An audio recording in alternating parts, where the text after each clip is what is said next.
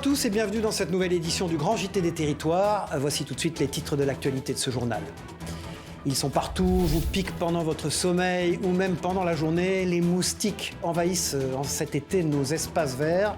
Alors pour y remédier, la métropole de Bordeaux a lancé une opération démoustification. Explication de TV7, la chaîne du groupe Sud-Ouest, à suivre dans un instant dans ce journal.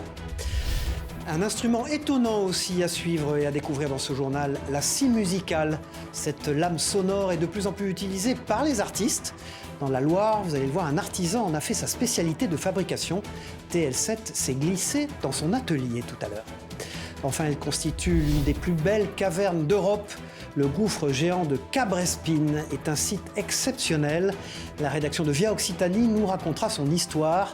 Une virée souterraine saisissante, vous le verrez en fin d'édition. Ils sont partout et peuvent parfois gâcher vos soirées d'été. Les moustiques adorent la chaleur et l'humidité. Et si la plupart des piqûres sont sans danger pour la santé, prenez garde tout de même aux moustiques tigres. Ce nuisible venu d'Asie il y a 20 ans est désormais implanté sur une bonne partie du territoire français. À Bordeaux, vous allez le voir, le centre de démoustification de la ville est sur le pied de guerre et scrute particulièrement les eaux stagnantes.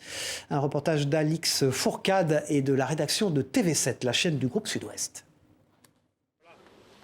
Dans cette vieille baignoire d'un jardin de Bacalan se joue une véritable scène de crime. Les équipes de Bordeaux Métropole y versent une bactérie tueuse de larves de moustiques. Les granulés sont enrobés de bacilles qui va être relargués dans la lame d'eau et la larve, en filtrant l'eau, va ingérer ces bacilles qui, par un processus, va au niveau du tube digestif entraîner une occlusion qui entraînera la mort de la larve. Le centre de démoustication, c'est son nom, a pour mission de débarrasser les jardins de la métropole bordelaise des moustiques. Ici, c'est l'association Bocal Locale qui assure le suivi des opérations sur le terrain. Moi, je suis arrivé l'année dernière en juin et quand je suis arrivé dans les jardins, les jardiniers me disaient qu'il y avait des moustiques partout et qu'ils ne pouvaient pas rester dans les jardins. Et voilà, donc c'est pour ça qu'on continue la sensibilisation cette année. Une action d'autant plus importante que la région a été placée en alerte rouge à cause de la présence active de moustiques tigres. Ces derniers peuvent être vecteurs des virus de la dengue, le Zika ou encore le chikungunya. Alors le centre rappelle quelques conseils pratiques pour les éviter facilement. Le but, c'est d'avoir les bons gestes. Les bons gestes, c'est veiller à ne pas créer de collection d'eau artificielle dans son jardin, dans sa cour, sur son balcon. Donc pour ça, il faut veiller à éliminer, à ranger, à mettre à l'abri tous les réservoirs, arrosoirs, seaux, des choses comme ça. Ce propriétaire a encore une autre astuce, mettre des poissons rouges dans ses récupérateurs d'eau. Ils se font alimenter par les larves et je croise les doigts pour qu'ils tiennent au moins 5 ans. Plus de 80% des gîtes larvaires du moustique commun ou du moustique tigre se situent dans les propriétés privées. Il est donc capital d'œuvrer chacun à notre petite échelle en se débarrassant de toutes les eaux stagnantes de nos espaces verts. Voilà, prudence en ce mois d'août et évitez donc de laisser de l'eau stagner dans vos jardins, dans vos bassines ou en espace extérieur. Cet été, vous profiterez peut-être de votre temps libre pour faire un peu de rangement. Placard, cuisine, salle de bain ou encore bureau. Toutes les pièces de la maison peuvent être optimisées pour gagner en bien-être. Et si vous êtes un peu perdu à ce propos, sachez qu'il existe des professionnels, les home organisers, c'est leur nom, aménageurs d'espace intérieur en français. Cette activité est en plein développement chez nous. Exemple à Saint-Nazaire, vous allez le voir avec ce sujet de Télé-Nantes. Regardez. Delphine, on va aller voir ce cellier. Très bien. Pour le découvrir ensemble. Alors, c'est une très belle pièce. En revanche, c'est vrai que je vois pas mal de catégories d'objets différentes, comme des chaussettes, les outils, la nourriture. Je pense qu'on peut largement améliorer tout cela en optimisant le rangement. Première étape, désencombrer, faire du tri pour laisser la place à un rangement optimisé. Anne-Charlotte est home organizer. Aujourd'hui, elle aide Delphine à réorganiser son cellier. Mon métier permet aussi de réutiliser les objets, les meubles, les choses des personnes sans forcément acheter des choses supplémentaires pour réorganiser. De temps en temps, il y a besoin d'acheter quelques petites boîtes de rangement, mais ça ne nécessite pas de gros investissements pour pouvoir améliorer son organisation. Le confinement vécu avec sa famille dans un 60 mètres carrés à Paris a réveillé la vocation d'Anne-Charlotte, donner aux espaces de vie une cohérence, une fluidité dans l'organisation. Alors, mon credo, c'est le bien-être de votre intérieur est intimement lié à votre bien-être intérieur. Je m'explique. Lorsqu'on a un espace de vie ou un bureau, un espace de travail rangé, on se sent mieux intérieurement. Et le challenge, c'est de faire découvrir le métier aux gens, car ils connaissent les femmes de ménage, ils connaissent les déménageurs, mais les home organizers, ça reste encore très méconnu. Delphine, elle, avait entendu parler de ce métier. Il y a 2 mois, elle avait déjà fait appel à Anne-Charlotte pour l'aider à aménager sa mezzanine en bureau. Cette maman de 2 enfants, actuellement en formation, avait ce projet depuis quelque temps, mais il lui manquait de la disponibilité pour se lancer et se projeter. Le travail à la maison, les enfants, les activités, etc. C'est vrai que je ne trouve pas ce temps nécessaire en fait pour m'occuper de la réorganisation en fait de la maison. Et donc c'est pour cette raison aussi que j'ai fait appel à Anne-Charlotte. Elle arrive dans une pièce et elle a cette capacité en fait à visualiser ce qui peut être fait. Comment ça peut se concrétiser. Et elle m'a aidée à trier plus que ce que je pensais pouvoir le faire. Elle m'a fait prendre conscience en fait de tout ce qu'on a et ce qu'on finalement n'utilise pas. J'aime donner de la vie aux objets et mettre en valeur les trésors cachés au fond des placards pour que ça soit un bonheur visuel pour les clients. Côté prix, les prestations d'Anne-Charlotte oscillent entre 130 et 300 € pour une journée complète. Ils sont majestueux, règnent dans nos espaces verts et nos jardins pour certains depuis plusieurs siècles. Les arbres remarquables constituent une richesse essentielle pour la conservation de la biodiversité de nos territoires. Et c'est justement pour mieux les connaître que la ville de Limoges s'est lancée dans une opération de référencement. Un arbre remarquable se distingue notamment par sa taille et son envergure. Écoutez à ce propos ces quelques explications au micro d'Alain Drouot de la rédaction de 7 à Limoges. Il a le temps de grandir et de s'épanouir, de prendre la place qu'il doit prendre. Donc c'est ça qui est déjà un caractère remarquable, c'est qu'on leur laisse le temps de vivre. Là on est sur des essences en plus qui poussent relativement lentement, donc leur foutre la paix, effectivement, ne pas trop les tailler, ne pas trop intervenir, leur permettre de s'épanouir. Et quand on va prendre du recul, on va voir qu'il a vraiment son importance déjà dans ce jardin-là. Et au-delà, si on prenait encore plus de hauteur, on verrait qu'à l'échelle de la ville, il a son pied qui est complètement important pour la canopée urbaine. Protéger les arbres, mais aussi les entretenir. Pour cela, quoi de mieux que l'usage d'une scie. Cet outil historique, vous allez le voir, ne sert pas seulement à couper du bois, il peut aussi être employé comme un instrument de musique. Et oui, la fabrication de la scie musicale est notamment devenue la spécialité d'un habitant de la Loire. Sujet découverte dans ce département avec Morgane Cros de TL7. Regardez et écoutez, c'est étonnant. Dans son atelier, Alexis astique une lame. Non pas la lame de l'outil pour scier, mais une lame sonore. Alexis Faucompré est facteur d'instruments de musique. Depuis 15 ans maintenant, il est devenu le spécialiste de la fabrication de scies musicales. Avant tout musicien, Alexis vient du monde des synthétiseurs. Il aime en jouer un peu partout, autour d'un feu de camp par exemple, alors se déplacer avec, ce n'est pas très pratique. En fait, au départ, je voulais créer une version acoustique de cet instrument qu'on appelle le thérémine, qui est le plus vieux synthétiseur au monde. Un synthétiseur sans clavier qui se joue grâce à une antenne qui contrôle le volume et une antenne qui contrôle la hauteur de la note. Mais pour pouvoir avoir cette sonorité-là, il me fallait un ampli, d'électricité. Donc en gros, j'ai voulu fabriquer un synthétiseur acoustique. De cette quête du son, Alexis s'en fabrique d'abord un pour son usage personnel. Cela nécessite beaucoup de recherche. Il étudie le brevet déposé dans les années 30 par un Français et tente de l'améliorer. Il crée sa propre version en respectant au mieux les préconisations de l'époque. La lame a une forme trapézoïdale. Ça permet d'avoir 2 formes d'ondes qui se créent quand on fait vibrer l'instrument. Et cette forme d'onde, elle se rejoint au centre. Ce qui fait qu'on a un son qui est très riche et très puissant. Très vite, des musiciens désireux d'acquérir une lame de qualité frappent à sa porte. Et je me suis rendu compte qu'il y avait un marché, que par exemple les cirques cherchaient des scies musicales depuis de nombreuses années et que des musiciens comme Olivier Ruiz, comme les Tite Nacelle, les Orgues de Barbac utilisaient cet instrument depuis très longtemps. Muni d'une crosse à caler entre les genoux et d'un poignet d'inflexion tenu par la main, la scie musicale se joue par le simple effleurement d'un archet. Il y a 4 octaves, plus on tient la lame pliée et tendue vers le bas, plus on obtient un son aigu. J'essaye de voir le son le plus grave et le son le plus aigu.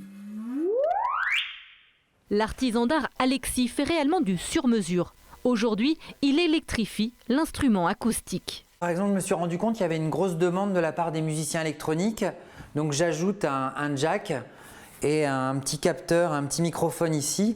Ça permet de brancher l'instrument comme une guitare électrique directement sur des effets, sur un ampli. Les lames d'Alexis sont aujourd'hui jouées partout dans le monde. Chaque année, ce sont entre 40 et 50 scies musicales qui sont fabriquées dans son atelier à Riorges. La passion pour la musique et l'artisanat nous conduisent désormais sur l'île de Beauté, et plus précisément dans l'atelier d'un luthier, Hugo Casalonga. Il reçoit plusieurs instruments à cordes, dont la cetera, un instrument typique de la Corse, mais aussi des instruments de l'époque médiévale. Un travail historique basé sur le savoir et l'imagination personnelle. Ces explications au micro d'Alban Gingembre pour Via Télépaïsé en Corse. Là, il ne nous est pas parvenu d'instruments. Donc la base de documentation, c'est des documents iconographiques, que ce soit des enluminures, peintures, vitraux, fresques. Ça permet d'avoir beaucoup d'informations, plus certains traités de l'époque. Après, ce sont des tracés géométriques. C'est mon interprétation avec des règles du tracé du Moyen-Âge. Et c'est ça que j'aime bien parce que ça offre, je dirais, un peu plus de liberté, quoi, et d'interprétation personnelle. De la musique à la lecture dans ce grand JT des territoires. Nous avons le plaisir d'être en duplex maintenant avec le directeur général de Paris Match, Patrick Mahé. Bonjour Patrick Mahé. Bonjour à vous Cyril Viguier. Paris Match est encore lu cet été par de nombreux téléspectateurs qui nous regardent. Alors dites-nous pourquoi Paris Match est-il au fond un magazine de proximité et des territoires surtout. 75 ans depuis sa création en 49.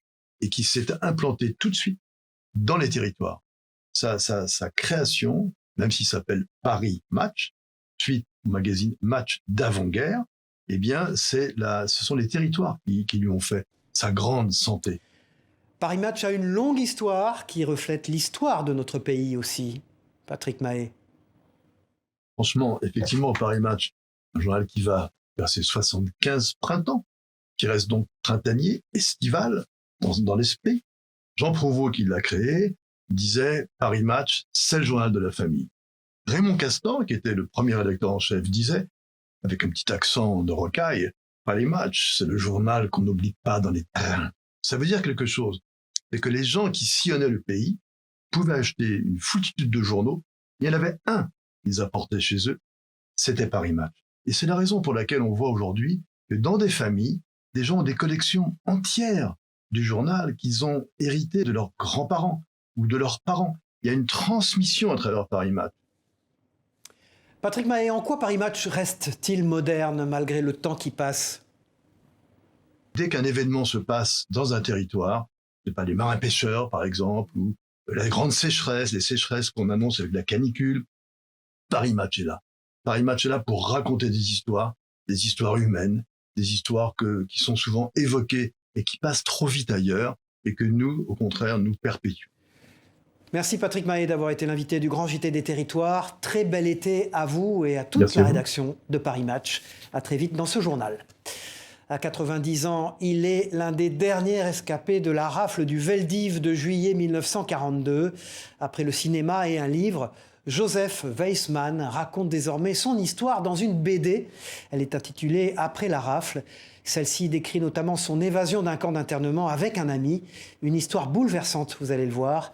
Dans la Sarthe, Laure Girard a assisté à une rencontre de l'auteur avec le public. Un reportage émouvant pour LMTV Sarthe, regardez. Dans la bande dessinée comme dans le livre qui l'a précédé, Joseph Weissmann commence le récit de son histoire par son évasion avec son copain Joe, celle du camp de Baume-la-Rolande dans le Loiret, lieu de transit avant déportation des Juifs pendant la guerre.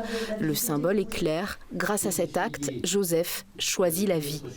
Car le surlendemain, j'aurais sans doute été déporté et aujourd'hui mes cendres blanchiraient sur les cendres qui sont à Auschwitz.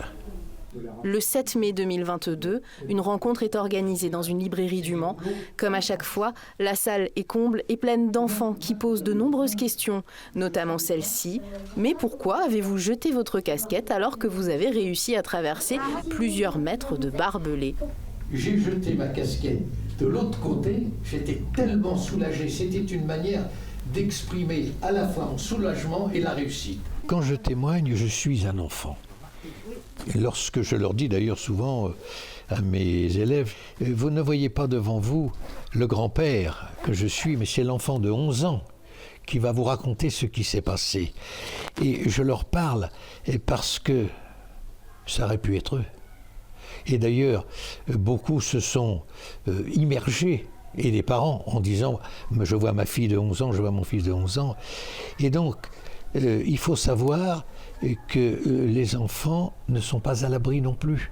Dans les guerres qu'on fait aujourd'hui, on fait de la guerre aux enfants, ce qui n'existait pas avant. Vous voyez ce qu'on peut faire à des enfants, ça n'aurait jamais dû exister. Il y aurait dû y avoir des révoltes, ça n'a pas été fait. Si un jour vous vous trouvez dans cette situation, ne l'acceptez pas. Depuis sa rencontre avec Simone Weil lors d'un colloque en 1996, Joseph Weissmann n'a de cesse de témoigner de l'horreur du régime nazi, sans haine, mais avec une grande lucidité. Je crois que c'est surtout une grande leçon d'humanité que M. Weissmann donne à l'Assemblée, donc toutes tranches confondues, toutes tranches d'âge confondues. L'espoir naît de l'action, né du refus de la fatalité, un message toujours actuel. Si par exemple, dans le monde entier, tout le monde se soulevait, il y avait tous les jours des millions de gens qui manifestent contre Poutine, contre la guerre, ça ferait peut-être quelque chose, mais on ne fait pas assez. Un témoignage qui nous oblige. Après la rafle était un roman, un film, et dorénavant, une bande dessinée adaptée aux plus jeunes. Voilà, un beau message délivré, une idée de lecture en ce mois d'août ou pour la rentrée aussi. Une idée en voilà une autre, une exposition consacrée à Goldorak, rien à voir, le fameux dessin animé japonais qui a marqué, vous le savez, toute une génération d'enfants. Et puis, bonne nouvelle pour les adultes, désormais, le robot justicier de l'espace est sur Terre pour une exposition donc à Amiens. Un rendez-vous forcément gigantesque qui nous replonge dans le plaisir plus de 40 ans en arrière. Sujet de Jérémy Houbron pour WEO TV, la chaîne du groupe La Voix du Nord.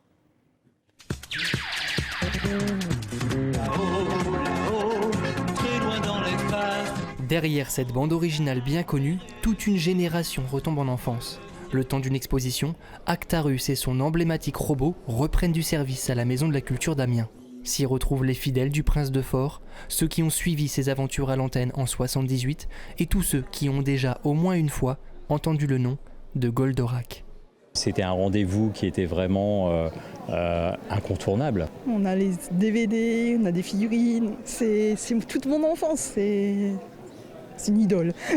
C'est ma mère qui m'en parlait en fait, génération Lys 31, Albator, Goldorak, et donc en fait plus curieux de découvrir pour la première fois ce matériau-là. 40 ans après la parution du dernier tome de la série, un collectif d'auteurs offre une suite à cette icône de la pop culture. Parmi eux, un spécialiste de la science-fiction, Denis Bajram. En reprenant tous les codes du manga, ces thèmes récurrents tels que la lutte du bien contre le mal, il dépoussière le héros nippon. Notre nostalgie, nos souvenirs d'enfance incroyables, parce qu'en fait, ce qu'on a vu quand on est gamin, c'est toujours énorme. On essaie de le refaire avec les moyens d'aujourd'hui, nos moyens déjà d'auteurs, mais même enfin, tout ce qu'on a appris. Au-delà des fascicules, figurines et autres produits dérivés, l'opportunité se présente aux visiteurs de découvrir la genèse de ce Goldorak à la française. C'est assez ludique comme exposition parce qu'en fait, vous allez voir les étapes de création de la bande dessinée en fait, en partant du scénario. Et en suivant sur le storyboard et sur les pages couleurs finalisées en fait. C'est vraiment très intéressant parce que voilà, ça permet de découvrir aussi le métier de créateur de BD. L'exposition de Goldorak à Goldorak durera jusqu'en octobre, ce qui laisse le temps aux nostalgiques et aux néophytes de venir prendre non pas un coup de vieux, mais peut-être un fulgure au poing. Voilà, partons désormais à la découverte des richesses naturelles de nos régions. En Occitanie, les gouffres géants de Cabrerspin font partie des plus belles cavernes d'Europe. Leur histoire remonte à l'âge de bronze et leur immensité ne laisse personne insensible. Une plongée souterraine saisissante avec Anne-Sophie Pellegrini de la rédaction de Via Occitanie. Regardez. Donc voilà, on approche là de l'entrée naturelle. D'ailleurs, on sent l'air frais qui sort des profondeurs. Il y a 54 ans, 2 adolescents, membres du Spéléo Club de l'Aude, Gérard Bratt et Jean Guiraud, se dirigent vers la grotte Logaunias. Depuis plusieurs années, les spéléologues pressentent que le réseau cache un trésor et les explorations vont bon train. Et ce sont les 2 amis âgés d'une quinzaine d'années qui découvrirent le gouffre de Cabrespine. Ces 2 jeunes explorateurs, à l'époque ils étaient ados, ont vu une chauve-souris qui partait par une crevasse. Ils se sont aperçus, ils ont senti un courant d'air, comme aujourd'hui, on sent l'air frais qui sort. Ils ont commencé à élargir cette fissure. Ils sont tombés sur un petit boyau, une galerie étroite de 100 mètres. Cette entrée naturelle est aujourd'hui protégée par le réseau Natura 2000, car abritant une vaste colonie de chauves-souris. Ouverte au public en 1988, on entre dans le gouffre par une seconde entrée. Un gouffre que l'on voit tel que l'ont vu les premiers explorateurs, aménagé sur 200 mètres de hauteur et avec une passerelle de verre qui s'étage sur 4 niveaux. Là, on est face à une grande paroi stalagmitique. Alors, on devine une ancienne arrivée d'eau face à nous, puisqu'il faut savoir que le gouffre a été creusé par une rivière souterraine il y a de cela plusieurs millions d'années. Donc une fois que le vide s'est créé, des arrivées d'eau annexes se sont produites. Et cette calcification en face de nous, qui a plusieurs dizaines de milliers d'années, qui est très très ancienne, prouve une ancienne arrivée d'eau. On peut deviner une ancienne cascade qui devait couler là il y a quelques millénaires en arrière.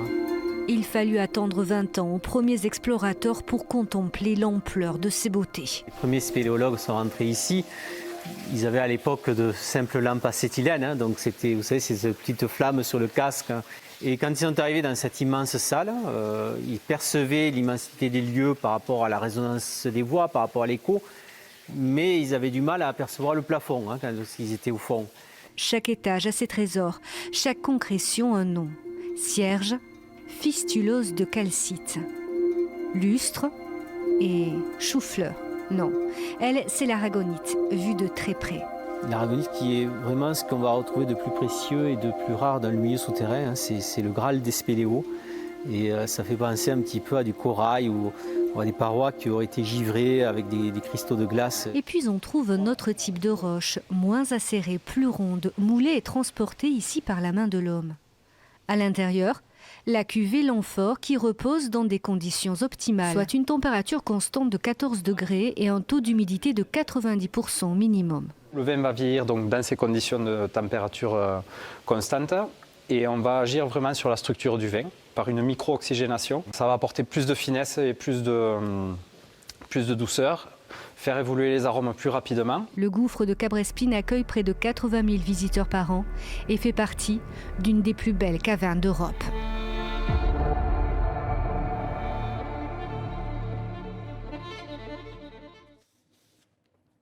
Direction la Martinique pour terminer cette édition avec d'autres images éblouissantes, celle d'un volcan totalement décapité par l'érosion. À Sainte-Anne, la savane des pétrifications, c'est son nom, offre un paysage quasi lunaire, aussi incroyable que spectaculaire. Jean-Marc Dabreux et Teddy Albert de la rédaction de Via ATV en Martinique nous y conduisent pour une escapade volcanique. Regardez.